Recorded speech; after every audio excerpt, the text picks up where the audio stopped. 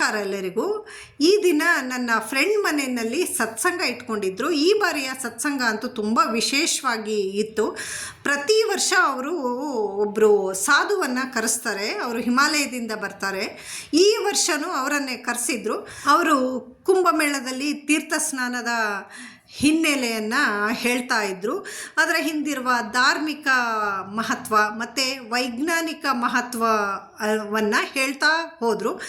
ನಂತರ ಅವರು ಯಾರಿಗೆಲ್ಲ ಅಲ್ಲಿಗೆ ಹೋಗೋದಕ್ಕೆ ಆಗಲಿಲ್ಲ, ಅವರು ಮನೆಯಲ್ಲಿನೇ ಶಂಕರಾಚಾರ್ಯರು ಬರೆದಿರುವಂತಹ ಒಂದು ಶ್ಲೋಕವನ್ನು ಹೇಳ್ತೀನಿ, ಬರೆದುಕೊಳ್ಳಿ. ನೀವು ಬರೆದುಕೊಂಡ್ಬಿಟ್ಟು ಸರಳವಾಗಿ ಪೂಜೆಯನ್ನು ಮಾಡಿ, ಮತ್ತು ಆ ಪೂಜೆಯ ನಂತರ ನೀವು ಆ ತೀರ್ಥ ಇರುತ್ತಲ್ಲ ಅದನ್ನು ನಿಮ್ಮ ಸ್ನಾನಕ್ಕೆ ಉಪಯೋಗಿಸ್ಕೊಳ್ಳಿ ಅಂತ ಹೇಳಿದರು. ಮೊದಲಿಗೆ ಸ್ನಾನವನ್ನು ಮುಗಿಸಿದ ನಂತರ ಕೊನೆಯಲ್ಲಿ ನಿಮ್ಮ ಬಕೆಟಿಗೆ ಈ ತೀರ್ಥವನ್ನು ಸೇರಿಸ್ಕೊಂಡ್ಬಿಟ್ಟು ಮೈ ಮೇಲೆ ಹಾಕ್ಕೊಳ್ಳಿ. ತುಂಬ ಒಳ್ಳೆಯದಾಗುತ್ತೆ. ನೀವು ಆ ವಿಶೇಷತೆನ ಖಂಡಿತ ಗಮನಿಸ್ತೀರಿ ಅಂತ ಹೇಳಿದರು. ಅದರಂತೆ ನಾನು ಪೂಜೆ ಮಾಡ್ತಾಯಿದ್ದೀನಿ. ಮೊದಲಿಗೆ ಗಣೇಶನ್ನು ಇಟ್ಕೊಂಡ್ಬಿಟ್ಟು ಗರಿಕೆ ಇಟ್ಬಿಟ್ಟು ಪೂಜೆ ಪ್ರಾರಂಭ ಮಾಡಿದೆ.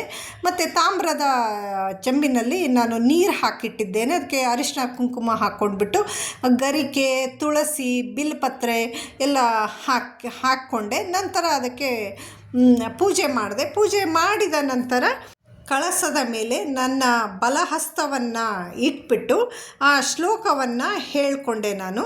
ಮಾಥರ್ ಜಾಹ್ನವಿ ಶಂಭು ಸಂಗಮಿಲಿತೆ ಮೌಲೌ ನಿಧಾಯಂಜಲೀಂ ತ್ವತ್ತೀರೆ ವಪುಷೋ ವಸಾನ ಸಮಯೇ ನಾರಾಯಣಾಂಗ್ರಿ ದ್ವಯಂ ಸಾನಂದಂ ಸ್ಮರತೋ ಭವಿಷ್ಯತಿ ಮಮ ಪ್ರಾಣ ಪ್ರಯಾಣೋತ್ಸವೇ ಭೂಯಾತ್ ಭಕ್ತಿರವಿಚ್ಯುತ ಹರಿಹರ ದ್ವೈತಾತ್ಮಿಕ ಶಾಶ್ವತಿ.